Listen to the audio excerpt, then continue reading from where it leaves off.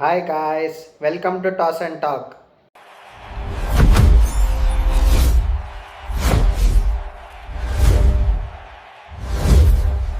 Back to the channel IPL teams squad analysis day 3ಗೆ ಎಲ್ಲರಿಗೂ ಸ್ವಾಗತ. ಇವತ್ತು ನಾವು ಅನಾಲೈಸ್ ಮಾಡ್ತಾರೆ ಸ್ಕ್ವಾಡ್ ಬಂದುಬಿಟ್ಟು ಚೆನ್ನೈ ಸೂಪರ್ ಕಿಂಗ್ಸ್ದು. ಈ ವಿಡಿಯೋ ಶುರು ಮಾಡೋದಕ್ಕಿಂತ ಮುಂಚೆ ಆಲ್ರೆಡಿ ನಾನು Mumbai Indians and Royal Challengers ಬ್ಯಾಂಗ್ಳೂರ್ದು ಸ್ಕ್ವಾಡ್ ಪ್ರಿವ್ಯೂ ಮಾಡಿದ್ದೀನಿ. ಈ ಟೀಮ್ಸ್ ಪ್ಲೇ ಆಫ್ಸಿಗೆ ಕ್ವಾಲಿಫೈ ಆಗ್ತಾರಾ ಇಲ್ವಾ, ಇವ್ರ ಸ್ಟ್ರೆಂತ್ ಆ್ಯಂಡ್ ವೀಕ್ನೆಸಸ್ ಏನು, ಇವ್ರು ಪ್ಲೇಯಿಂಗ್ 11 ಯಾವ ಥರ ಹೋದ್ರೆ ಇವ್ರಿಗೆ ಅಡ್ವಾಂಟೇಜ್ ಆಗುತ್ತೆ ಅಂತ. ಸೊ ಆ ವಿಡಿಯೋ ಇನ್ನಾರಾದರೂ ನೋಡಿಲ್ಲ ಅಂದರೆ ಎರಡು ವಿಡಿಯೋನು ಲಿಂಕ್ ಬಂದುಬಿಟ್ಟು ನಾನು ಡಿಸ್ಕ್ರಿಪ್ಷನಲ್ಲಿ ಕೊಟ್ಟಿರ್ತೀನಿ. ಸೊ ನೀವು ಹೋಗ್ಬಿಟ್ಟು ಚೆಕ್ ಮಾಡ್ಕೊಂಬರ್ಬೋದು. ಆ ವಿಡಿಯೋಸ್ ತುಂಬ ಇಂಟ್ರೆಸ್ಟಿಂಗ್ ಆಗಿದೆ. ಸೊ ಇವಾಗ CSK ಸ್ಕ್ವಾಡ್ ಪ್ರಿವ್ಯೂಗೆ ವಾಪಸ್ ಬರೋಣ. ಹೋದ ಸೀಸನ್ನು ತುಂಬ ಕೆಟ್ಟದಾಗ ಆಡ ಸೋತರು, ಅವ್ರ ಫ್ಯಾನ್ಸಿಗೆಲ್ಲ ತುಂಬ ಹರ್ಟ್ ಆಯಿತು. ಕೆಲವೊಂದು ಟ್ರೆಂಡ್ ಚೇಂಜ್ ಮಾಡಲಿಲ್ಲ, ಹಳೆ ಟ್ರೆಂಡ್ ಥರನೇ ಆಡ್ತೀನಂತ ಹೋದರು. ಕೆಲವೊಂದು ಸ್ಟ್ರಾಟಜಿಕಲ್ ಎರರ್ ಮಾಡಿದ್ರು ಬೌಲಿಂಗ್ ಅಂತ ಬಂದಾಗ. ಕೆಲವೊಬ್ಬರಿಗೆ ಫುಲ್ ಕೋಟ ಕೊಡಲಿಲ್ಲ, ಅವ್ರು ಚೆನ್ನಾಗಿ ಮಾಡಿದ್ರು. ಆ್ಯಂಡ್ ರಾಂಗ್ ಟೈಮಲ್ಲಿ ಕೆಲವೊಂದು ಬೌಲರ್ಸ್ನ ತೊಗೊಬಂದರು. ಸೊ ಈ ಥರ ಎಲ್ಲ ಎರರ್ಸು ಸೇರಿ ಅವ್ರ ಫ್ಯಾನ್ಸಿಗೆ ತುಂಬ ಡಿಸಪಾಯಿಂಟ್ಮೆಂಟ್ ಆಯಿತು. ಇವಾಗ ಈ ಸೀಸನ್ ಬಗ್ಗೆ ಇವಾಗ ಮಾತಾಡೋಂಗಿದ್ರೆ, ಇವಾಗ ಫಸ್ಟ್ ನಾನು ಹಳೆ CSK ಬಗ್ಗೆ ಮಾತಾಡ್ತೀನಿ. ಮೊದಲು ಹೆಂಗಿರ್ತಾಯಿತ್ತಂದರೆ, ಒಂದು ಸೀಸನಲ್ಲಿ ಕೆಟ್ಟದಾಗ ಸೋಲ್ತಾರೆ, ಬಟ್ ನೆಕ್ಸ್ಟ್ ಸೀಸನು ತುಂಬ ಸ್ಟ್ರಾಂಗಾಗಿ ಕಮ್ಬ್ಯಾಕ್ ಮಾಡ್ತಾರೆ, ಕಪ್ ಗೆಲ್ಲೋ ರೇಂಜ್ಗೆಲ್ಲ ಹೋಗ್ತಾರೆ ಅಂತ ಅವ್ರ ಫ್ಯಾನ್ಸ್ ಎಕ್ಸ್ಪೆಕ್ಟೇಷನ್ಸ್ ಇಟ್ಕೊತಾಯಿದ್ರು. ಬಟ್ ಅದು ಹಾಗೆ ಆಗೋದು. ಈ ಸತಿನೂ ಹಾಗೆ ಇಟ್ಕೊಂಡಿದ್ದಾರೆ. ಬಟ್ ನನ್ನ ಪ್ರಕಾರ ಅದು ಹಂಗೆ ಆಗಲ್ಲ ಅಂತ ನಾನು ಹೇಳ್ತೀನಿ. ಈ ಸತಿ ಸಿಂಪಲ್ಲು ನಾನು ರೀಸನ್ ಹೇಳ್ತೀನಿ. ಇವ್ರು ಪ್ಲೇ ಆಫ್ಸಿಗೆ ಕ್ವಾಲಿಫೈ ಆಗೋದಕ್ಕೆ 100% ಕಷ್ಟಪಟ್ಟೇ ಪಡ್ತಾರೆ. ಇವಾಗ ನೀವು ಕೇಳ್ಬೋದು, ಏನು ಗುರು ಯಾಕೆ ಹಿಂಗೆಲ್ಲ ಹೇಳ್ತಾ ಇದೆಯಾ, ಆಯುಷ್ ಮಾತ್ರ ಇಲ್ವಾ, ಸಂಜು ಸ್ಯಾಮ್ಸನ್ ಇಲ್ವಾ, ಟೆವಾಲ್ಡ್ ಬ್ರೆವಿಸ್, ಋತುರಾಜ್ ಗಾಯಕ್ವಾಡು, ಬೌಲಿಂಗ್ ಅಂತ ಬಂದಾಗ ನೂರ್ ಅಹ್ಮದ್ ಇದ್ದಾರೆ, ಖಲೀಲ್ ಅಹ್ಮದ್, ನ್ಯಾದನ್ ಎಲ್ಲಿಸು, ಇಷ್ಟೆಲ್ಲ ಇದ್ಕೊಂಡು ಏನಕ್ಕೆ ಹಿಂಗೆಲ್ಲ ಹೇಳ್ತಾ ಇದೆಯಾ ಅಂತ ನೀವು ಕೇಳ್ಬೋದು. ಸ್ಕ್ವಾಡ್ ಅನಾಲಿಸಿಸ್ ಮಾಡಿದ್ಮೇಲೆ ನಿಮಗೆ ಒಂದು ಐಡಿಯಾ ಬರುತ್ತೆ ಏನಕ್ಕೆ ನಾನು ಹಿಂಗೆ ಹೇಳ್ತಿದ್ದೀನಿ, ಇವ್ರು ಏನಕ್ಕೆ ಕಷ್ಟಪಡ್ತಾರೆ ಕ್ವಾಲಿಫೈ ಆಗೋದಕ್ಕೆ ಅಂತ. ನಾನು ಹಂಗಂತ ನಾಟ್ ರೈಟಿಂಗ್ ದಮ್ ಆಫ್, ಇಲ್ಲ ಗುರು ಎಲ್ಲ ಮುಗ್ದೇ ಹೋಯ್ತು ಅಂತ ನಾನು ಹೇಳ್ತಾ ಇಲ್ಲ. ನಾನು ಕೆಲವೊಂದಿಷ್ಟು ರೀಸನ್ಸ್ ಇದೆ, ಸೊ ನಾನು ಅದನ್ನು ಶೇರ್ ಮಾಡ್ತೀನಿ ನಿಮ್ಮ ಹತ್ರ. ಸೊ ಫಸ್ಟ್ ಇವಾಗ ನಾನು ಪ್ಲೇಯಿಂಗ್ 11 ಡಿಸ್ಪ್ಲೇ ಮಾಡ್ತೀನಿ, ಇವ್ರು ಯಾವ ಥರ ಹೋಗಬಹುದು ಅಂತ. ಸೊ ನಿಮಗೆ ಏನು ಅನಿಸುತ್ತೆ ನೀವು ಕಮೆಂಟ್ ಸೆಕ್ಷನಲ್ಲಿ ತಿಳಿಸಿ. ಇಲ್ಲ ಗುರು ನನಗೆ ಆ ಪ್ಲೇಯರ್ ಬರಬೇಕಿತ್ತು, ಇಲ್ಲ ಈ ಪ್ಲೇಯರ್ ಬರಬಾರ್ದು, ಆ ಥರ ಏನಾದರೂ ನಿಮಗಿದ್ರೆ ನೀವು ಕಮೆಂಟ್ ಸೆಕ್ಷನಲ್ಲಿ ಹಾಕ್ಬೋದು.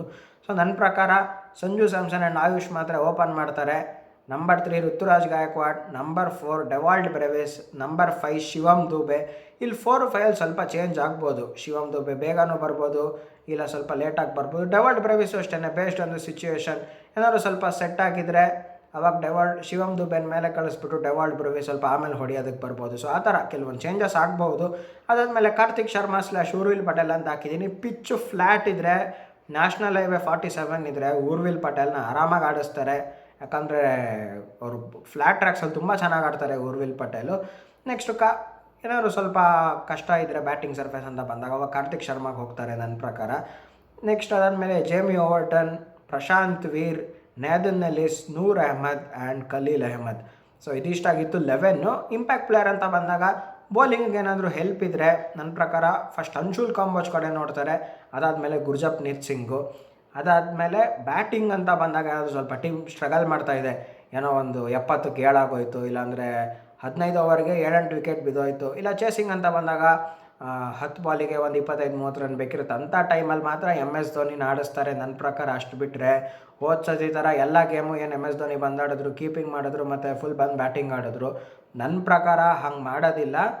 ಯಾಕಂದರೆ ಅದಕ್ಕೋಸ್ಕರನೇ ಇವರು ಕೀಪರ್ನ ಈ ಸತಿ ಆಪ್ಷನಲ್ಲಿ ತೊಗೊಂಡಿರೋದು. ಸಂಜು ಸ್ಯಾಮ್ಸನ್ ಇರ್ಬೋದು, ಇಲ್ಲಾಂದರೆ ಕಾರ್ತಿಕ್ ಶರ್ಮಾ. ಸೊ ಅದಕ್ಕೋಸ್ಕರನೇ ಇವ್ರು ಈ ಥರ ಮಾಡಿದ್ದಾರೆ ಅನ್ಸುತ್ತೆ ನನ್ನ ಪ್ರಕಾರ. ಆ್ಯಂಡ್ ಯಾರಾದರೂ ಧೋನಿ ಫ್ಯಾನ್ಸ್ ಎಕ್ಸ್ಪೆಕ್ಟ್ ಮಾಡ್ತಾಯಿದ್ರೆ ಎಲ್ಲ ಗೇಮ್ಸ್ ನೋಡ್ತೀವಿ ಅಂತ ನನ್ನ ಪ್ರಕಾರ ಅದು 100% ಡೌಟೇನೆ. 1-2 ಗೇಮ್ ಆಡ್ಬೋದು, ಇಲ್ಲ ಹೇಳಿದ್ನಲ್ಲ ಇಂಪ್ಯಾಕ್ಟ್ ಪ್ಲೇಯರಲ್ಲಿ ಅಂಥರ ಸಿಚುವೇಶನ್ ಆದರೂ ಬಂದರೆ ಹೋಗಿ ಆಡ್ತಾರೆ ಅಷ್ಟೇ ಅನಿಸುತ್ತೆ. ಸೊ ಇವಾಗ ನೀವು ಹೇಳ್ಬೋದು, ಗುರು ಏನು ಸ್ಕ್ವಾಡ್ ಹಿಂಗಿದೆ, ಏನಕ್ಕೆ ಈ ಥರ ಹೇಳ್ಬಿಟ್ಟೆ, ಕ್ವಾಲಿಫೈ ಆಗೋಕ್ಕೆ ಸ್ವಲ್ಪ ಕಷ್ಟಪಡ್ತಾರೆ ಅಂತ ನೀವು ಕೇಳಿದ್ರೆ ನಾನು ಹೇಳ್ತೀನಿ. ಇವಾಗ ಬೌಲಿಂಗ್ ಬಗ್ಗೆ ಫಸ್ಟ್ ಮಾತಾಡೋಣ. ಇವಾಗ ನೇದನ್ ಎಲ್ಲಿಸ್ ಯಾವ ಥರ ಅಂದರೆ, ಒಂದು 2-3 ವಿಕೆಟ್ ತೆಕ್ಕೊಡ್ತಾರೆ, ಡೌಟ್ ಇಲ್ಲ. ಬಟ್ 4 ಓವರಿಗೆ 40 ರನ್ ಹೊಡ್ಸ್ಕೋತಾರೆ. ನೆಕ್ಸ್ಟು ನೂರ್ ಅಹ್ಮದನ್ನ ನಾನು ಹೇಳ್ಬಿಡ್ತೀನಿ ಹೆಂಗೆ ಅಂದರೆ, ಇವಾಗ ಈ ಎಂಡ್ಯೂರು ಚೆನ್ನಾಗಿ ಮಾಡ್ತಾರೆ. ಎಕ್ಸಾಂಪಲ್ ತೊಗೊಳ್ಳೋಣ, 1 ಓವರಿಗೆ 4 ರನ್ ಕೊಟ್ಟಿದ್ದಾರೆ. ಆ ಎಂಡಿಂದನೂ ಸೇಮ್ ಸ್ಪಿನ್ನರ್ ಸಪೋರ್ಟ್ ಬರಬೇಕು. ಇವಾಗ ಹೆಂಗೆ ಜಡೇಜಾ ಮಾಡ್ತಾಯಿದ್ರು, ಎಕ್ಸಾಂಪಲ್ 1 ಓವರಿಗೆ 6-7 ರನ್ ಕೊಡ್ತಾಯಿದ್ರು. ಸೊ ನೂರ್ ಅಹ್ಮದ್ ಬಂದು ಏನು ಮಾಡೋರು, ವಿಕೆಟ್ಸ್ ತೆಕ್ಕೊಡೋರು. ಬಟ್ ಇವಾಗ ನೂರ್ ಅಹ್ಮದ್ಗೆ ಯಾರೂ ಸಪೋರ್ಟ್ ಕೊಡಲ್ಲ ಅಂತ ಅಂದ್ಕೊಳ್ಳೋಣ. ಪ್ರಶಾಂತ್ ವೀರ್ಗೆಲ್ಲ ಅಷ್ಟು ಎಕ್ಸ್ಪೀರಿಯನ್ಸ್ ಇಲ್ಲ ಬಂದು ಮಾಡೋದಕ್ಕೆ. ಬೇರೆಯವ್ರು ಹೊಡ್ಸ್ಕೊಂಡ್ರೆ ನೂರ್ ಅಹ್ಮದ್ ಹೊಡ್ಸ್ಕೋತಾರೆ, ಅವ್ರಿಗೆ ಆಗೋದಿಲ್ಲ ಮಾಡೋದಕ್ಕೆ. ಅವರು 4 ಓವರಿಗೆ 35-40 ರನ್ ಹೋಗೋ ಚಾನ್ಸಸ್ ಇದೆ. ಆ್ಯಂಡ್ 4 ಓವರಿಗೆ 50 ರನ್ ಹೋಗೋ ಚಾನ್ಸಸ್ಸು ಇದೆ. ಅವ್ರಿಗೆ ಸಪೋರ್ಟ್ ಸಿಕ್ಕಿದ್ರೆ ಮಾಡ್ತಾರೆ, ಬಟ್ ಸಪೋರ್ಟ್ ಕೊಡ್ತಾರಾ ಗೊತ್ತಿಲ್ಲ, ನೋಡಬೇಕಾಗತ್ತೆ. ನೆಕ್ಸ್ಟು ಖಲೀಲ್ ಅಹ್ಮದ್, ವಿಕೆಟ್ ಕಾಲಮಲ್ಲಿ 1-2 ವಿಕೆಟ್ ಇರುತ್ತೆ, ಬಟ್ ರನ್ಸ್ ಅಂತ ಬಂದಾಗ 4 ಓವರಿಗೆ 40-45 ರನ್ ಹೊಡ್ಸ್ಕೋತಾರೆ. ಹೋದ ಸತಿ ನೋಡಿದ್ವಿ ಡೆತ್ತಲ್ಲಿ ಹೆಂಗೆ ಹೊಡ್ಸ್ಕೊಂಡ್ರು ಅಂತ. ಅರ್ಲಿ ವಿಕೆಟ್ಸ್ ತೆಕ್ಕೊಡ್ತಾರೆ ಕರೆಕ್ಟು, ಬಟ್ ಇವರು ಅಷ್ಟೇ ಸೇಮ್ ಅದೇ ಕ್ಯಾಟಗರಿಗೆ ಹೋಗ್ತಾರೆ. ಇನ್ನು Prashant Veer yet to prove. ಇವಾಗ ಡೊಮೆಸ್ಟಿಕಲ್ಲಿ ಚೆನ್ನಾಗಿ ಪರ್ಫಾರ್ಮ್ ಮಾಡಿದ್ದಾರೆ. ಇವಾಗ ಇದು IPL ಬಿಗ್ ಗೇಮ್ಸ್ ಅಂತ ಬಂದಾಗ ಇದೊಂದು ನೆಕ್ಸ್ಟ್ ಸ್ಟೇಜ್. ಇದು IPL ಆಡೋದು ಎಷ್ಟು ಈಸಿ ಅಲ್ಲ. ಸೊ ಆ ಪ್ರೆಷರಲ್ಲಿ ಹೆಂಗೆ ಆಡ್ತಾರೆ ನೋಡಬೇಕು. ಇವಾಗ 2 ಥರ ಒಬ್ಬ ಮನುಷ್ಯಂಗೆ ಬರುತ್ತೆ. ಗುರು ನಂಗೆ ಇಷ್ಟು ದುಡ್ಡು ಕೊಟ್ಬಿಟ್ಟಿದ್ದಾರೆ, ನಾನು ಆಡಿಲ್ಲ ಅಂದರೆ ನನ್ನ ಕತೆ ಏನು, ನನ್ನ ಮರ್ಯಾದೆ ಏನು, ಈ ಥರ ಥಿಂಕ್ ಮಾಡ್ತಾರೆ. ಬಟ್ ಇನ್ನು ಕೆಲವೊಬ್ರು ಏನಂತ ಯೋಚನೆ ಮಾಡ್ತಾರೆ, ನನ್ನ ಹತ್ರ ಇಷ್ಟು ಟ್ಯಾಲೆಂಟ್ ಇರೋದಕ್ಕೆ ನನಗೆ ಇಷ್ಟು ದುಡ್ಡು ಕೊಟ್ಟಿರೋದು, ಸೊ ನಾನು ಆ ಟ್ಯಾಲೆಂಟ್ನ ಪ್ರೂವ್ ಮಾಡ್ತೀನಿ, ಇನ್ನೂ ಜಾಸ್ತಿ ಮಾಡ್ತೀನಿ ಅಂತ ಆ ಥರನೂ ಆಡೋ ಚಾನ್ಸಸ್ ಇದೆ. ಸೊ ಯಂಗ್ಸ್ಟರ್ಸ್ ಮೇಲೆ ಏನೂ ಹೇಳೋದಕ್ಕಾಗೋದಿಲ್ಲ, ಫಸ್ಟ್ ಸೀಸನ್ ಅದರಿಂದ. ಸೊ ಎಲ್ಲ ಬೌಲರ್ಸೂ ಇಂಪ್ಯಾಕ್ಟ್ ಸಬ್ಬಲ್ಲೂ ನಾನು ಅಂದರೆ ಕನ್ಸಿಡರ್ ಮಾಡಿ ಹೇಳ್ತಾ ಇರೋದು, ಎಲ್ಲರೂ 4 ಓವರಿಗೆ 40-45 ರನ್ ಕೊಡ್ತಾರೆ. ಕಮ್ಮಿ ಅಂದರೆ ಒಂದು 35 ರನ್ ಕೊಡ್ಬೋದು. ಸೊ ಈ ಬೌಲಿಂಗ್ ಅಟ್ಯಾಕ್ ಇಟ್ಕೊಂಡು ಗುಡ್ ಡೇಗೆ ಯಾವ್ದಾದ್ರು ಒಂದು ಟೀಮಿಗೆ ಒಂದು ಒಳ್ಳೆ ದಿನ ಅಂತ ಮಾತಾಡೋಣ. ಆ ಗುಡ್ ಡೇಗೆ 180 ರನ್ಸ್ ಕನ್ಸಿಡರ್ ಮಾಡ್ತಾರೆ ಇವರು. 180ಗಿಂತ ಕಮ್ಮಿ ಹೊಡ್ಸ್ಕೋತಾರೆ ಅಂದ್ರೆ ನನಗೆ ಯಾಕೋ ಡೌಟ್ ಅನಿಸುತ್ತೆ ಇದು. ಇವಾಗ ಒಂದು ಗೇಮಲ್ಲಿ ಎಕ್ಸಾಂಪಲ್ ಒಂದು ಲೀಗ್ ಅಂತ ತೊಗೊಳ್ಳೋಣ, 14-15 ಗೇಮ್ ಇರುತ್ತೆ. ಗುಡ್ ಡೇ ಎಷ್ಟು ಸತಿ ಬರುತ್ತೆ ಬೌಲಿಂಗ್ ಟೀಮಿಗೆ, ಅಂದರೆ ಲೈಕ್ ಬೌಲಿಂಗ್ ಲೈನಪ್ಪಿಗೆ ಒಂದು 4 ಗೇಮಾ 5 ಗೇಮಾ ಆಯಿತಾ, 180 ಹೊಡ್ಸ್ಕೊಂಡ್ರು. ಬಟ್ ಅದಾದಮೇಲೆ ಇನ್ನೆಲ್ಲ ಗೇಮ್ಸು 200+ ಹೊಡ್ಸ್ಕೋತಾರೆ ಇವರು. ಅದರಲ್ಲಿ ಏನೂ ಡೌಟ್ ಇಲ್ಲ. ಯಾಕಂದರೆ ಇವ್ರಿಗೆ ಆ ಥರ ಇರೋದು. ಆ್ಯಂಡ್ ಪ್ರೆಷರ್ ಸಿಚುವೇಷನ್ಸಲ್ಲೂ ಎಲ್ಲರೂ ನನಗೆ ಯಾಕೋ ತುಂಬ ಕಷ್ಟಪಡ್ತಾರೆ ಅಂತ ನಂಗೆ ಅನ್ನಿಸ್ತಾ ಇದೆ. ಯಂಗ್ಸ್ಟರ್ಸು ಮತ್ತು ನೇತನ್ ಎಲಿಸ್ ಎಲ್ಲ ಸ್ವಲ್ಪ ಇಂಜುರಿಯಿಂದ ವಾಪಸ್ ಬರ್ತಾಯಿದ್ದಾರೆ. ಆ್ಯಂಡ್ ಜೇಮಿ ಓವರ್ಟನ್ ಬಗ್ಗೆನೂ ಮಾತಾಡೋಂಗಿದ್ರೆ ಅವ್ರು ಬಂದುಬಿಟ್ಟು ಕ್ವಿಕ್ಕಾಗಿ ಹಾಕ್ತಾರೆ. ಬಟ್ ಅವರು ಅಷ್ಟೇ ಡೆತ್ ಸ್ಪೆಷಲಿಸ್ಟ್ ಅಲ್ಲ. ಇವಾಗ ಇಲ್ಲಿ ಹೆಂಗೆ ನೋಡೋಕ್ಕೋದ್ರೆ ನೇತನ್ ಎಲಿಸ್ ಒಬ್ಬರು ಮಾಡ್ತಾರೆ, ಅಷ್ಟು ಬಿಟ್ಟರೆ ಇನ್ನು ಯಾರಿಗೂ ಡೆತ್ತಲ್ಲಿ ಮಾಡೋದಕ್ಕೆ ಅಷ್ಟು ಆಗೋದಿಲ್ಲ. ಸೊ ಅಲ್ಲಿ ಹೊಡ್ಸ್ಕೊಳ್ಳೋಂಥ ಚಾನ್ಸಸ್ ಇದೆ. ಸೊ ಹೇಳಿದ್ನಲ್ಲ ಗುಡ್ ಡೇ ಅಂತ ಬಂದಾಗ 180, ಬಟ್ 180 ಆ 4 ಗೇಮ್ ಹೆಂಗೆ ಚೇಸ್ ಮಾಡೋಕ್ಕಾಗುತ್ತೆ. ಇವಾಗ ಏನೋ 1-2 ಗೇಮು 180+ ಮಾಡ್ತೀನಿ ಅಂದರೆ ಓಕೆ ಒಪ್ಕೊಬೋದು. ಎಲ್ಲ ಗೇಮ್ಸು ಅವ್ರು ಬ್ಯಾಟಿಂಗ್ ಲೈನಪ್ ಕೈ ಹಿಡಿಯುತ್ತಾ. ಇವಾಗ ನೆಕ್ಸ್ಟ್ ಅದಕ್ಕೆ ಡೀಟೇಲಾಗಿ ಬರ್ತೀನಿ. ನೆಕ್ಸ್ಟ್ ರಿಮೈನಿಂಗ್ ಗೇಮ್ಸ್ ಏನಿದೆ, 4 ಗುಡ್ ಡೇ ಬಿಟ್ಬಿಟ್ಟು ಇನ್ನು ಮಿಕ್ಕಿದೆಲ್ಲ ಒಂದು 200+ ಕನ್ಸಿಡರ್ ಮಾಡಿದ್ರೆ ತುಂಬ ಕಷ್ಟ ಇದೆ. ಫ್ಲ್ಯಾಟ್ ಟ್ರ್ಯಾಕಲ್ಲಂತೂ ಹಾಕೊಂಡು ಹೊಡೆದ್ಬಿಡ್ತಾರೆ ಇವರು, ಇದು ಮಾಡೋಕ್ಕೆ ಹೋಗೋದಿಲ್ಲ. ನೇತನ್ ಎಲಿಸ್ಗೆ ಸ್ವಲ್ಪ ನೋಡಾಡ್ತಾರೆ, ಅಷ್ಟು ಬಿಟ್ಟರೆ ನೂರ್ ಅಹ್ಮದ್ಗೂ ಸಪೋರ್ಟ್ ಇಲ್ಲದೆ ಇರೋದ್ರಿಂದ ತುಂಬ ಕಷ್ಟ ಇದೆ. 220-230 ಹೊಡಿತಾರೆ ಅನಿಸುತ್ತೆ ನನ್ನ ಪ್ರಕಾರ CSKಗೆ. ಸೊ ಇವಾಗ ಇದಿಷ್ಟಾಗಿತ್ತು ಇವ್ರು ಬೌಲಿಂಗು. ಆ್ಯಂಡ್ ಇನ್ನೊಂದು ಹೇಳ್ಬಿಡ್ತೀನಿ, ಪಂಜಾಬ್ ಕಿಂಗ್ಸ್ ಹರ್ಷದೀಪ್ ಸಿಂಗು 4 ಓವರಿಗೆ 25 ರನ್ ಕೊಟ್ಬಿಟ್ಟು 2 ವಿಕೆಟ್ ತೆಕ್ಕೊಡ್ತಾರಾ, 100% ಗ್ಯಾರಂಟಿ ಅನ್ಬೋದು. ಜಸ್ಟ್ ಎಕ್ಸಾಂಪಲ್ ಕೊಡ್ತಾ ಇರೋದು ಇದು. ಮುಂಬೈ ಇಂಡಿಯನ್ಸು ಜಸ್ಪ್ರೀತ್ ಬುಮ್ರಾ 4 ಓವರಿಗೆ ಒಂದು 28 ರನ್ ಕೊಟ್ಬಿಟ್ಟು 2 ವಿಕೆಟ್ ತೆಕ್ಕೊಡ್ತಾರೆ, 100% ಗ್ಯಾರಂಟಿ.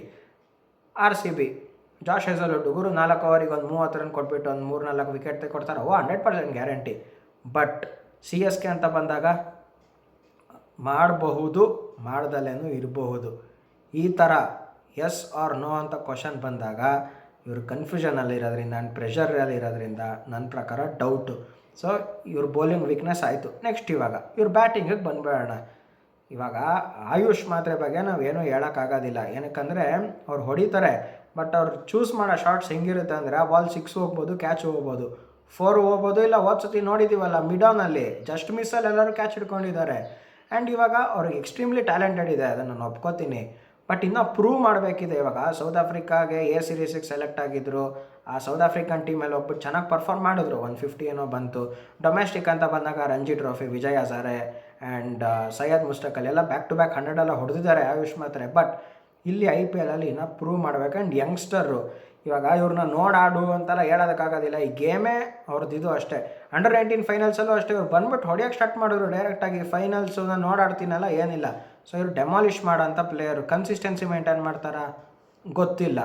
ಯಾಕಂದರೆ ಇವ್ರು 2 ಮ್ಯಾಚಿಗೆ 50 ಹೊಡೆದ್ರೆ ನೆಕ್ಸ್ಟ್ ಇನ್ನು 3 ಮ್ಯಾಚ್ 0 ಹೊಡೆದ್ರೂ ಇವ್ರನ್ನ ಡ್ರಾಪ್ ಮಾಡೋದಕ್ಕಾಗೋದಿಲ್ಲ. ಇನ್ನು ಯಾರನ್ನೂ ಆಡಿಸೋಕ್ಕಾಗೋದಿಲ್ಲ. ಯಾಕಂದರೆ ಬೆಂಚಲ್ಲಿ ತುಂಬ ಜನ ಟ್ಯಾಲೆಂಟ್ಸ್ ಇದ್ದಾರೆ. ಇವ್ರು ಇರ್ಬೋದು, ಯಾರು ಸರ್ಫರಾಜ್ ಖಾನ್ ಇರ್ಬೋದು, ಇಲ್ಲಾಂದರೆ ರಾಮಕೃಷ್ಣ ಘೋಷ್ ಇರ್ಬೋದು, ಅವ್ರಿಗೆಲ್ಲ ಚಾನ್ಸ್ ಕೊಡೋದಕ್ಕಾಗೋದಿಲ್ಲ. ಸೊ ಇದಾಗುತ್ತೆ. ನೆಕ್ಸ್ಟ್ ಅವ್ರ ಜೊತೆ ಪಾರ್ಟ್ನರ್ ಯಾರು, ಸಂಜು ಸ್ಯಾಮ್ಸನ್ನು. ಇವಾಗ ಇಲ್ಲಿ ಚೆನ್ನಾಗಿ ಆಡಿದ್ದಾರೆ ಕರೆಕ್ಟು, ವರ್ಲ್ಡ್ ಕಪ್ ಅಂತ ಬಂದಾಗ ಅದರಲ್ಲಿ ಏನೂ ಡೌಟ್ ಇಲ್ಲ. ಬಟ್ IPL ಅಂತ ಬಂದಾಗ ಹಳೆ ಸಂಜು ಸ್ಯಾಮ್ಸನ್ ಹೆಂಗಿರ್ತಾಯಿದ್ರು, ಫಸ್ಟ್ 2-3 ಗೇಮ್ ಸೂಪರಾಗಿ ಆಡ್ಬಿಡೋರು. ನೋಡಿದವ್ರಿಗೆ ಅನ್ಸೋದು ಗುರು ಸ್ಯಾಮ್ಸನ್ನು ಈ ಥರ ಪ್ಲೇಯರ್ ನಾವು ನೋಡೇ ಇಲ್ಲ ಅನಿಸ್ಬಿಡೋದು. ಬಟ್ ರಿಮೈನಿಂಗ್ ಗೇಮ್ಸ್ ಏನಾಗೋದು, 3-4 ಗೇಮ್ ಆದಮೇಲೆ ಫಾರ್ಮಲ್ ಡಿಪ್ಪು. 25-30 ರನ್ ಹೊಡೆಯೋಕ್ಕೆ ತುಂಬ ಕಷ್ಟಪಡ್ತಾಯಿದ್ರು. ಇವಾಗ ಅದೇ ಸಂಜು ಸ್ಯಾಮ್ಸನ್ನ ಇಲ್ಲ ಸಂಜು ಸ್ಯಾಮ್ಸನ್ 2.0ನ ನೋಡಬೇಕು, ಗೊತ್ತಾಗುತ್ತೆ. ಸೊ ಇಬ್ಬರು ಪ್ರೂವ್ ಮಾಡಬೇಕಾಗತ್ತೆ. ನೆಕ್ಸ್ಟ್ ಋತುರಾಜ್ ಗಾಯಕ್ವಾಡು, ಇವರು ಕನ್ಸಿಸ್ಟೆಂಟಾಗಿ ಆಡ್ತಾ ಇರೋದ್ರಲ್ಲಿ ಏನೂ ಡೌಟ್ ಇಲ್ಲ. ಕೆಟ್ಟ ಸೀಸನ್ನು ಕಿತ್ತೋ ಥರ ಬ್ಯಾಟಿಂಗ್ ಆಡಿದ್ರೂ ಮಿನಿಮಮ್ 450 to 500 ರನ್ಸ್ ಬಂದೇ ಬರುತ್ತೆ ಅವ್ರಿಗೆ ಒಂದು ಸೀಸನ್ನಲ್ಲಿ.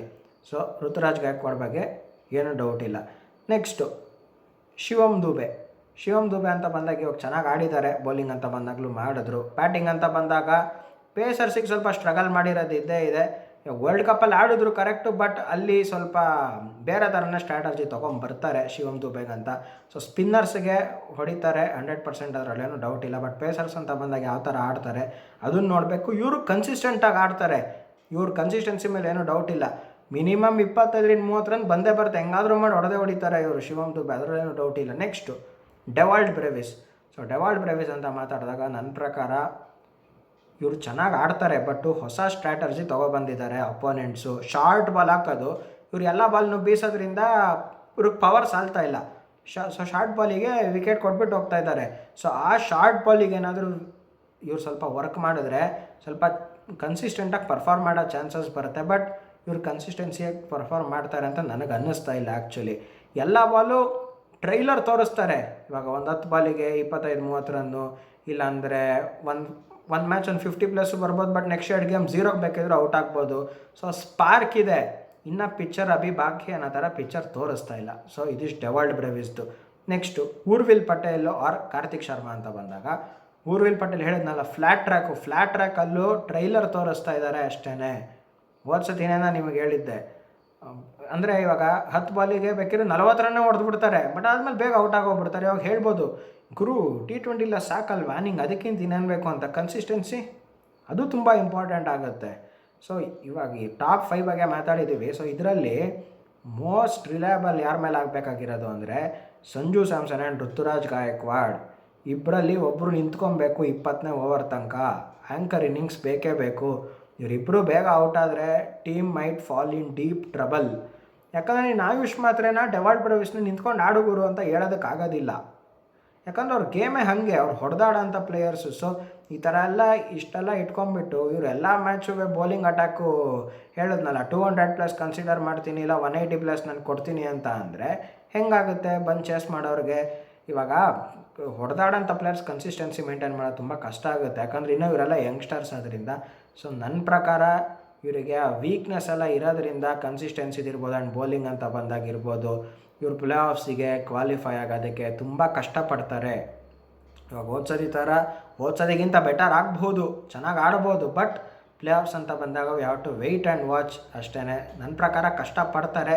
ಕ್ವಾಲಿಫೈ ಆದ್ರೆ ಕ್ರೆಡಿಟ್ಸ್ ಓಕೆ ಕೊಡ್ಬೋದು, ಬಟ್ ಕ್ವಾಲಿಫೈ ಆಗಿಲ್ಲ ಅಂತ ಏನು ಕ್ರಿಟಿಸೈಸ್ ಮಾಡೋದಕ್ಕಾಗೋದಿಲ್ಲ.